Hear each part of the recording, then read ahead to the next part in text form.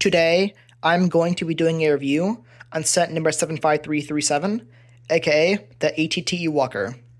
This set released in 2022 for a retail price of $140, and this set has 1,082 pieces, 9 minifigures, and an age rating of 9+. In the set, we do get 3 of these 212 troopers, and overall, they are very nice. They do have great printing on their torso and legs, which do actually have some battle damage, and they do use the mix between the realistic style and Clone Wars. But this set did introduce these helmet holes, mainly for Commander Cody, but LEGO has been putting these helmets on figures that just don't need them. And the issue with these helmets is just that the shaping is a bit weird, and they look worse on some figures than others. And also, with these helmets, the printing on them can be pretty inaccurate. Like, for example, these figures' helmets. The orange part on top is supposed to narrow down to a point, like this. And with these figures, the helmets just don't look that good. And plus, one thing that does annoy me is on the box art and promotional images, the figures do have the proper printing on their helmets. But otherwise, they are pretty good. I do wish that there was a couple more included, because there are a lot more seats, but luckily, you can get these figures in an advent calendar and a foil pack. And unsurprisingly, they just have the standard clone head. Next up, we also have this Phase 2 Clone Gunner. He is very nice. He does have great printing on his torso and legs, and some very nice extra armor. And it does look nice, and the straps are actually tan, which is definitely an upgrade to the previous Clone Gunner. And his armor also does have a bit of battle damage, and he also uses the helmet holes, and I'm just not a huge fan of how they look on this figure. And he also has the standard clone head. Now, the highlight figure of the set, the Commander Cody. First off, he has excellent printing on his torso and legs, and he does even have the accurate gray abdomen, which LEGO did forget on the Captain Vaughn. And on his chest plate, there is even a little rank, which does look nice, and he also has very nice leg printing. And because the figure actually uses a visor, his helmet doesn't look that bad. While the visor is pretty boxy and isn't 100% accurate, I don't really mind that too much. And on his back, there is a print for his jetpack, which I do kind of wish was a physical piece, but I guess a print works. And he does actually have a unique face print. In the set, we do also get 3 regular battle droids. And these figures aren't bad. They are a nice inclusion for there to be some sort of enemy to fight.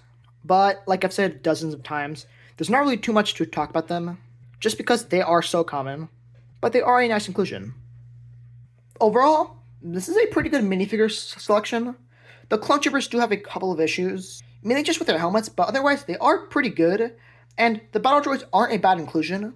But I do kind of wish that there was a couple more 212 troopers, or there should have at least been a 212th battle pack to coincide with this set.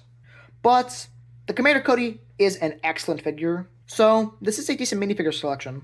Now, before I talk about the main build, in the set, there is this spider droid, which isn't bad. He does have very nice posability on all of his legs, which do have multiple joints, and even some clear bricks on the bottom to help support him. And he does also have some eyes, which do not look that bad, and there is a little gun, which can move up and down. But if you try to move the cannon, his eyes will move with it. And of course, there is the little domed head with the antenna. While it's not bad, the main issue is that it just should have been a crab droid, because this set is based off of episode 3 on Utapau, where it was known for having the crab droids, not really spider droids, which is pretty annoying. So, the main build is great. On the top, there is this little turret, which you can put your clone gunner in, just like that, but it's not actually attached to any studs. It's all just tile, so when you move it around, he does kind of rattle around a bit. But the cannon can move up and down, and like I said, you can't spin it, but like I said, he does rattle around, which is pretty annoying. And there is a pretty standard Star Wars control panel, and a couple of stud shooters on both sides, which can fire. And on the front, there are 4 of these very nice ball turrets, which can all move around, and those 2 on the bottom are connected pretty well, but the 2 on the top, just these whole panels can kind of move around a bit, which is pretty annoying, but there are some very nice lights at the front. And you can, of course, remove this whole front section for the cockpit and put a figure in. And it is actually designed pretty well. It is just a basic seat with 2 levers, and it does actually stay up. And of course, you can just put your figure in, just like this, and you can try to make him grab onto the levers. The back of this, there is actually a little technical, because to have it fully connect, there is a little Technopin right there, and there are those little pieces which just slide right there on the rails, and you can put it in. And it does look pretty nice when he's in there. On the side, there is some very nice detailing.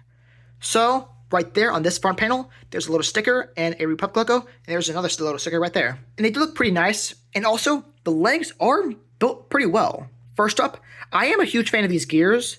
I just think that they look good, and they are pretty accurate. And the middle, this whole thing can just freely move around, but these ones kind of just stay stationary. So you can't really move them just because they immediately fall back into a position just because of the weight.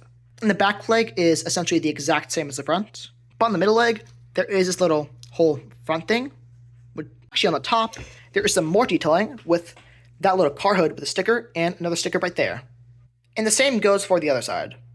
But there's a different sticker right there. In the set, there is also this very nice handle.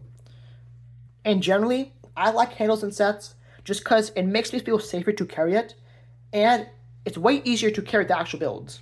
And luckily, with this one, it isn't that much of an eyesore. It's just right here in the middle. And you can carry it two ways. You can either hold it from the back, just like this, or you can hold it from the front. But I find that with both ways, the whole turret can get in the way pretty easily. Plus, when you're actually carrying it, there is a lot more weight from the front, so it kind of leans forward. So I do kind of wish that it was more balanced, and I also kind of wish that this thing came up a bit more. Now, let's take a look at the actual interior. So first up at the back, there are two of these turrets which can move around, but I find that they fall off pretty easily. And to actually open it up, all you do is you remove that whole front section from that, open this up, and you can open up these panels, which does allow very nice access. It is a bit messy, but I don't really care that much about it. There are a total of 5 seats, 2 on each side and 1 in the front. And I do like how they included a little coffee cup and a fire extinguisher. And over here, there is this little storage thing to hold 2 extra blasters. And there is also a little door to presumably go to the front section, but it is blocked by the handle. And there is actually a very nice control panel right there. And if you're curious, there is enough seats to fit all 5 of the clone troopers. But if you do that, there isn't going to be anyone to pilot the thing. Which is why I do kind of wish there was a couple more troopers included. But they do look nice, and you can close the entire thing up, just like this, which is pretty easily. And there is actually a bit more interior access on the front. But the front is a bit more harder to access. What you do is you lift this whole front turret up, which sadly doesn't go up that much, and you can just move the side panels out of the way. And there is 2 more seats right there. And because it is harder to actually fit your hand in there, you can actually just remove the entire seat. And this seat is nothing special. It's just 2 chairs and a wrench. And there is also a little storage thing for 2 thermal detonators and a little crate, which just has some viral binoculars. Otherwise, right there, it also is a bit messy. And you can put 2 figures in, and you can just put them right there. It's a bit hard to do this one-handed, okay? And they can also close up, just like that. And the underside, unsurprisingly, isn't nearly as pretty. But one cool thing about this build is that you can actually have it sit on its butt, just like that, which you can do that and put it up against a wall or something, which, I mean, I think that this is pretty cool. It doesn't look that bad, and it is surprisingly stable. But I'm pretty sure that feature was not intentional. Overall, this is a great set. It has an amazing build, pretty good figures, and the price isn't too bad. While this is the smallest of the ATTs, I feel like $140 isn't that bad of a price. But my main issue with this set is just that it should have came with a crab droid, and I have a couple of issues with the clone troopers. But the main build is excellent. So, would I recommend that you pick up the set? I mean, yeah. If you don't have an ATT, I don't really see why you wouldn't. But overall, I would give the set about a 9 out of 10.